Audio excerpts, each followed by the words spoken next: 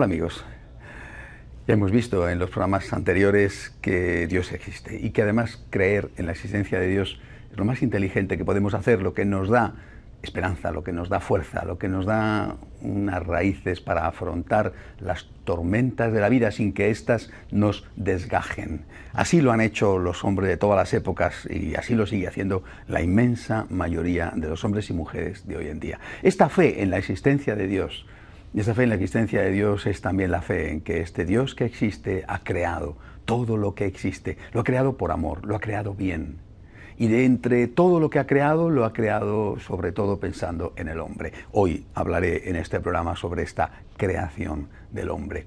Este Dios que crea es el Dios Todopoderoso y esto nos da una gran libertad. Yo creo que de hecho es la fuente de la libertad. ¿Por qué? Pues porque este Dios que crea, este Dios Todopoderoso, significa que no tenemos que estar buscando a otros dioses, que no tenemos que estar y no debemos estar adorando a otros dioses, sometiéndonos a otros dioses. El hecho de que el Todopoderoso sea bueno, del hecho de que el Todopoderoso sea amor, nos da una gran tranquilidad. Imagínense si el Todopoderoso fuera el demonio, sería realmente espantoso. En cambio, el Dios amor es el Dios que tiene todo el poder. El amor es lo más poderoso que existe en la creación. Esta es una afirmación fundamental para nuestra vida. Nos da una gran paz, repito, y nos indica un camino. Además de que nos impide dejarnos llevar por los intereses de los poderosos del mundo que quieren siempre que el hombre no proteste demasiado. En el fondo, el objetivo de esos poderosos vendría a ser aquella granja de Orwell, donde los animales no se quejan, no protestan y se dedican simplemente a producir para que sus amos saquen buenos beneficios de ellos. Ahora bien, este Dios que existe, que crea y que crea porque es amor y porque tiene el poder para hacerlo, ¿podemos decir algo más sobre esta creación de Dios? Hay que decir algo más, no solamente crea, sino que mantiene la existencia. Es decir, mantiene a lo que ha creado, lo mantiene vivo, lo mantiene existente. Y lo va a hacer porque va a poner unas leyes dentro de la creación. Crea y establece unas leyes que regulan la existencia de esa creación para que la creación siga existiendo. No crea y abandona, sino que gracias a unas leyes, gracias al orden que pone en la creación, esta creación continúa su existencia. Veamos este texto del Catecismo. Realizada la creación, dice el Catecismo, el número 301, Dios no abandona su criatura a ella misma. No solo le da el ser y el existir, sino que la mantiene a cada instante en el ser. Le da el obrar y la lleva a su término. Reconocer esta dependencia completa con respecto al Creador es fuente de sabiduría, de libertad, de gozo y de confianza. Es decir, Dios crea, Dios mantiene, crea unas leyes que van a permitir mantener la existencia de esa creación. Esto lo ha intuido el hombre desde el principio. Por ejemplo, los antiguos hablaron de la proporción áurea que establecía una relación entre todas las cosas y fue fundamental para los arquitectos, para los escultores, para los pintores. Que hay que citar a Leonardo da Vinci, por ejemplo, refiriéndose a ella, y desde luego no era el primero. Dice el libro de la sabiduría, dice, Dios que crea de la nada, que crea con sabiduría, y porque crea con sabiduría, por eso precisamente la creación está ordenada. Continúa el libro de la sabiduría, tú, Señor, todo lo dispusiste con medida, con número y con peso. Y esto ya el libro de la sabiduría, el Catecismo número 296 va a decir, creemos que Dios no necesita nada preexistente ni ninguna ayuda para crear. La creación tampoco es una emanación necesaria de la sustancia divina. Dios crea libremente de la nada. Con esto, ¿qué quiero concluir? Pues que nosotros no estamos en contra, como católicos, de la existencia de unas leyes creadas por el propio Dios e inherentes, íntimas, internas en la creación. Nosotros somos católicos y no estamos en contra, por ejemplo, de la ley de la gravitación universal, en absoluto. No estamos en contra de la existencia, o no negamos la existencia de una ley que hace y que permite que los cuerpos floten en el agua, por ejemplo. No. ¿Y por qué vamos a estar en contra, por lo tanto, de la teoría de la evolución? ¿Por qué vamos a estar en contra de que Dios creador ha creado al hombre utilizando una materia preexistente? Pero si esto es exactamente lo que dice la Biblia. Primero, la Biblia establece que Dios crea en el tiempo. Primer día, segundo día, tercer día, cuarto día, quinto día, sexto día y el séptimo día descansa. Es decir, la propia Biblia te está diciendo con su lenguaje que Dios crea de una forma evolutiva, paso a paso, que primero crea unas cosas, después crea otras, y que cuando llega a la plenitud de la creación, a la creación del hombre, va a utilizar una materia preexistente creada por el propio Dios, no una materia preexistente anterior a la creación, porque ha creado de la nada, sino una materia que Él ha creado previamente, que va a llamar la Biblia barro, una materia que no es la materia humana, es decir, que no es lo que ya existirá después, pero sí algo que había creado Dios y que existía antes de esa, llamémosle así, segunda y especial creación. Y que a esta materia preexistente Dios le va a insuflar su espíritu. Dios le va a poner el alma. ¿Y ustedes creen que esto está reñido con una cierta teoría de la evolución? A mí, por lo menos, no me lo parece. Yo leo, por ejemplo, lo que dice el Catecismo y yo creo que esto es perfectamente compaginable, repito, con una cierta teoría de la evolución. Quizá con esa teoría que llamamos del diseño inteligente. Dice el Catecismo, la persona humana, creada a imagen de Dios, es un ser a la vez corporal y espiritual.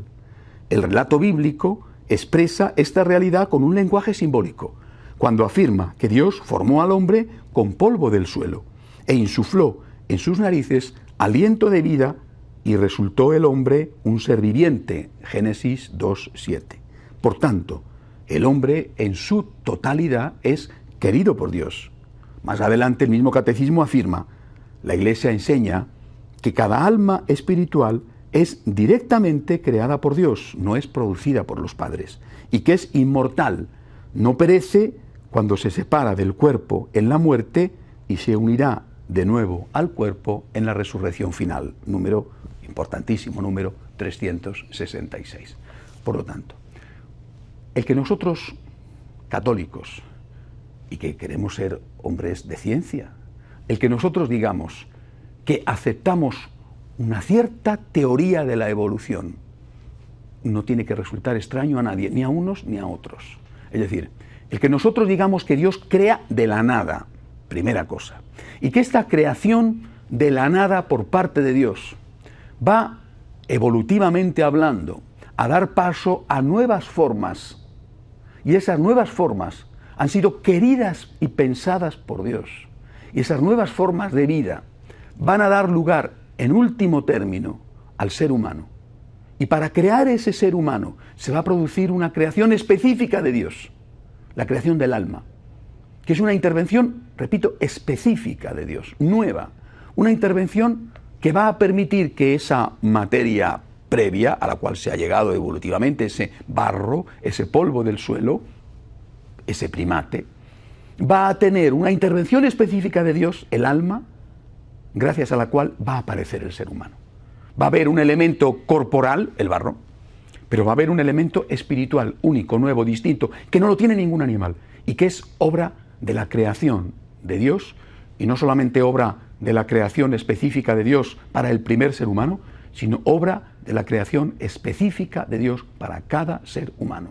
Los padres te van a transmitir el cuerpo, pero Dios va a darle a cada ser humano el alma, a cada ser humano. Los padres no te transmiten el alma. Eso es exactamente lo que dice el Catecismo y es lo que nosotros creemos. Pero esto, repito, no está reñido con una cierta comprensión de la teoría de la evolución. Sí que está reñido con una teoría de la evolución que dice que el hombre procede simplemente de los primates como un elemento más de la evolución y que ese hombre no tiene alma, que ese hombre no tiene ninguna diferencia esencial con los primates, aquellos de los cuales procede. Es decir, que la relación entre el Homo sapiens y el hombre de Neandertal, por ejemplo, pues es una relación meramente evolutiva, es decir, que se separaron de un tronco común en un momento dado. Bueno, mire usted, esto es una teoría de la evolución que nosotros efectivamente no podemos aceptar.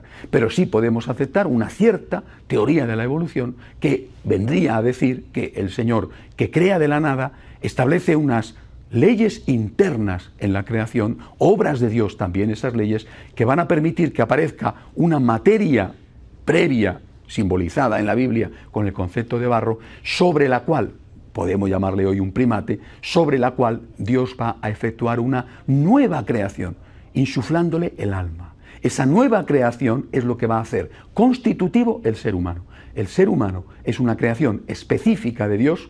Cada ser humano es una creación específica de Dios en lo que respecta a su alma, que hace de ese ser humano, una persona, un ente, una realidad distinta al resto de la creación, porque la hace parecida a Dios, semejante a Dios, le hace semejante a su imagen y semejanza al Dios que le ha creado. Yo creo que con esto podemos al menos tener algunas ideas básicas claras que nos permitan compaginar nuestra fe en el Dios creador y nuestra fe en la creación específica del hombre como una obra exclusiva de Dios, propia de Dios, específica de Dios, con una cierta teoría de la evolución. Dicho esto, que me parecía importante hablarlo en una exposición sobre la fe en el Dios creador, creo que hay que decir algo más, y está relacionado también con esto.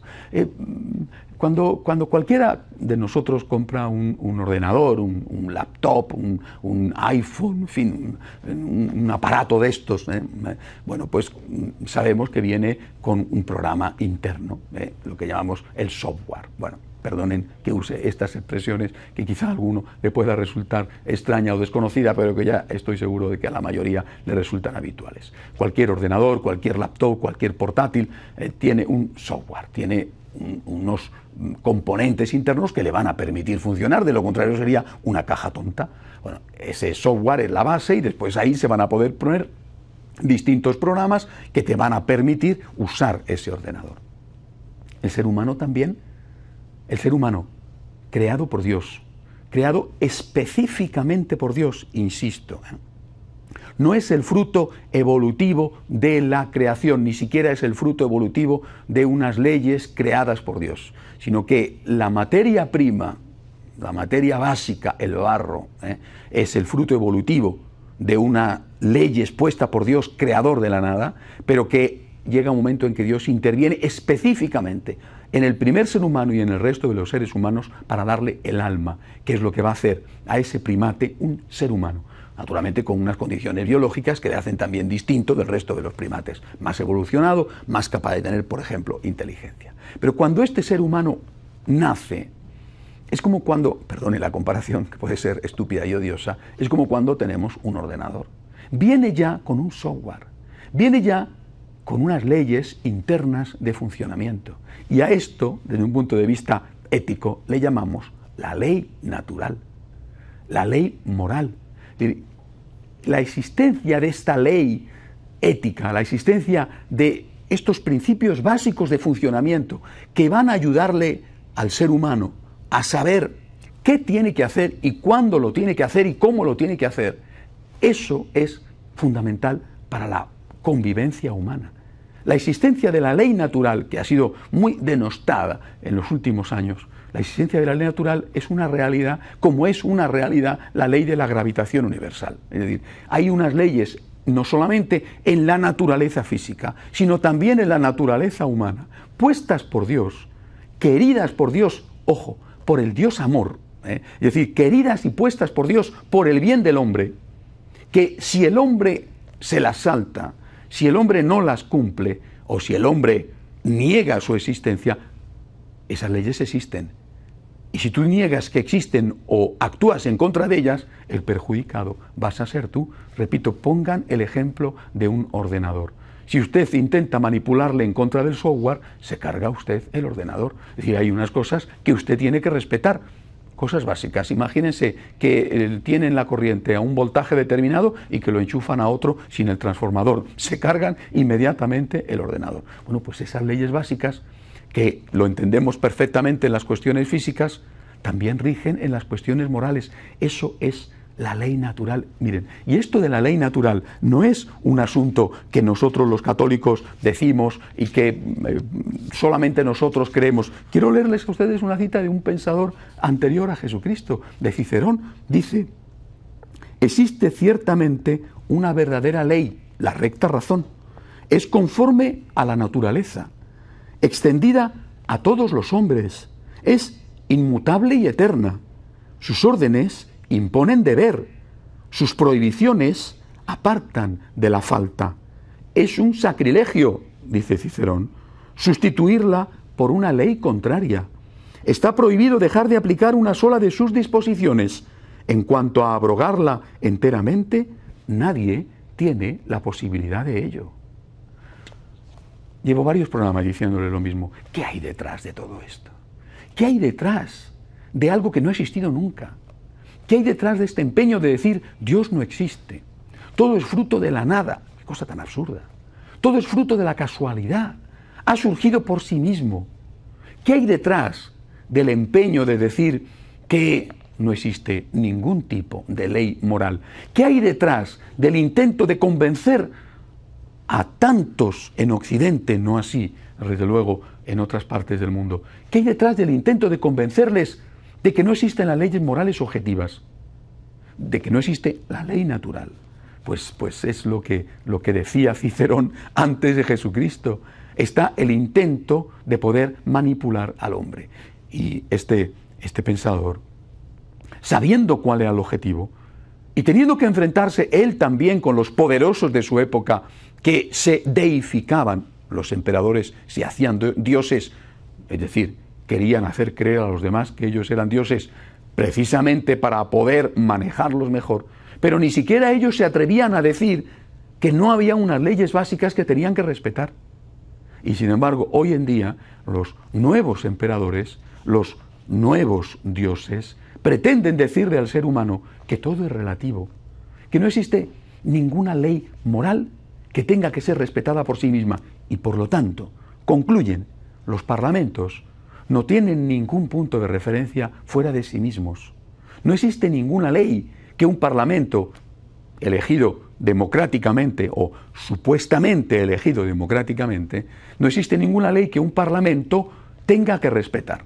No existe ningún límite a la voluntad de los parlamentos. No existe ninguna ley que un parlamento tenga que decir esta ley no la podemos aprobar porque va en contra de la ley natural. Este es evidentemente el objetivo. Esto es lo que se está buscando. Se está buscando dejar al hombre, al ser humano, totalmente a la intemperie. Y esto es presentado de una manera agradable, porque es presentado con el título de defensores de la libertad. Es decir, estas personas te han dicho, tú eres libre, y porque eres libre puedes hacer exactamente todo lo que quieras. Porque eres libre, tú puedes decidir por ti mismo, sin ninguna referencia a nada ni a nadie, qué es bueno y qué es malo. ¿Les suena a ustedes esto a algo? ¿Es que este no es el pecado original? ¿No fue esto lo que le dijo la serpiente a Eva y a Adán? Cuando la serpiente habla con Eva, supuestamente de una manera amigable, sabiendo ella a lo que iba, a separarles de Dios. Cuando la serpiente habla con Eva, no le dice, ¿estáis bien? ¿A gusto? ¿Contentos? Sí, por supuesto. Estamos en el paraíso. ¿Y podéis hacer lo que queráis? ¿Vuestra libertad no tiene límites? Y Eva no le va a decir a la serpiente, pues podemos hacer prácticamente todo. Pero sí, efectivamente, nuestra libertad tiene un límite. Y qué incómodo es tener un límite, aunque sea solo un límite a la libertad. Pero ¿puede existir la libertad en cuanto tenga un solo límite? Esta es la tentación. Entonces Eva cae en la tentación. ¿Cuál es el límite? Dios solo nos ha puesto uno. Nos ha prohibido comer del fruto del árbol de la ciencia del bien y del mal. Uy, una frase muy larga para entenderla del todo. Traduzcámosla. Dios nos ha prohibido decidir por nosotros mismos qué es bueno y qué es malo. Más aún, nos ha dicho Dios, si coméis del fruto de ese árbol, moriréis sin remedio. Tremendo. Advierte el Señor por amor. Si coméis del fruto de ese árbol, moriréis sin remedio. O sea, si decides por ti mismo qué es bueno y qué es malo, te vas a destruir. Desde el momento en que tú cambias la configuración del ordenador, vas a dejar al ordenador sin posibilidad de funcionar. Puedes poner tal o cual programa, pero el software de base no lo puedes tocar, porque entonces acabas con el ordenador. Esto es la ley natural. Estos son los principios básicos. Y esto es lo que están intentando que el hombre pierda. Para manipularle, por supuesto. El último intento y el último objetivo, repito, lo he dicho ya en otro programa, el demonio, enemigo del hombre. Para destruir al hombre, lo que intenta es decirle, el bien no existe, el mal no existe, todo es subjetivo, todo es relativo. Decide por ti mismo qué es bueno y qué es malo. No tengas límites a tu libertad. Si tú quieres decir que poner una bomba es bueno, ponla. Es el demonio el que lo dice. ¿Y quiénes son los que lo creen? Por ejemplo, los terroristas. Claro, para los demás, para los que experimentan las consecuencias de la bomba, eso es espantoso, pero el terrorista va a encontrar un motivo de justificación, el que sea, su religión, su patria, su clase social, su economía, lo que sea. Pero va a encontrar una justificación para aquello que hace. Y va a decir tranquilamente que lo hace por el bien común. Y que es incluso a sus propios ojos, o a los ojos de su grupo, es un héroe. El responsable de haber matado a miles de inocentes o a cientos de inocentes es un héroe. Lo va a decir y se lo va a creer.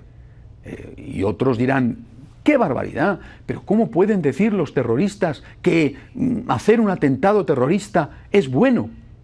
Pero esos mismos que dicen que es malo hacer un atentado terrorista que provoca muchísimos muertos inocentes, esos mismos, o una parte de esos mismos, justifican el aborto. Una parte de los que dicen no al terrorismo están diciendo sí a la muerte de un inocente. ¿Y por qué lo están diciendo? Por los mismos argumentos que el terrorista, porque no existe el bien ni el mal para ellos. Porque para ellos el bien y el mal es una cosa totalmente subjetiva. Es decir, sin darte cuenta, seguramente que sin darte cuenta, cuando estás diciendo que el bien y el mal objetivos no existe, que no existe la ley natural, que el Dios que ha creado todo, ese Dios no ha dejado unas normas básicas de funcionamiento para que sus criaturas puedan existir sin ningún problema y puedan no hacerse daño, puedan convivir. Cuando dices eso, en el fondo, estás justificando, aunque no te des cuenta, del mismo modo el terrorismo que el aborto. Tenemos que llegar a una conclusión y quisiera terminar este programa de hoy con esa conclusión. Respetemos estas leyes básicas. Respetemos al Creador. Aceptemos que este Dios creador, este Dios que ha hecho las cosas porque las ama, las ha hecho bien. Y que este Dios creador ha puesto estas normas básicas por nuestro bien. Que esta limitación de la libertad, efectivamente, esta limitación de la libertad es buena. Y que esta limitación de la libertad, el no poder decidir por mí mismo qué es bueno y qué es malo, me viene bien. Porque me protege. ¿De quién? Del otro, que es más fuerte que yo. O dicho de otra manera, aceptemos que hay deberes, lo mismo que aceptamos que hay derechos. Y que los derechos de mi hermano son mis deberes. Y mis deberes son algo que tengo que cumplir, me guste o no me gusta. Y que además mis derechos son los deberes de mi hermano. Y es algo que él tiene que cumplir, le guste o no le guste. Una libertad sin límites, hay que atreverse a decirlo hoy en día, en que estamos adorando a la libertad. Una libertad sin límites es la principal enemiga de la verdadera libertad. Un mundo de derechos sin deberes destruirá completamente los derechos, reclamará, y si no lo veremos, a los dictadores. En cambio, cuando nosotros asumimos, sí, la existencia de derechos, pero también la existencia de deberes, cuando nosotros asumimos la existencia de una ley básica, objetiva, fundamental en sus principios, no la ley religiosa o la ley ética religiosa de una confesión cualquiera, sino esa ley básica, natural, puesta por Dios en el corazón de todo hombre. Es cuando estamos salvando al hombre de la manipulación de los que interesa que el hombre sea débil para llevarles a donde ellos quieren. Por lo tanto, queridos amigos, no solamente creemos en el Dios creador, sino en el Dios que ha puesto unas leyes y que esas leyes tenemos que respetarlas porque son buenas para el hombre. Hasta la semana que viene, si Dios quiere.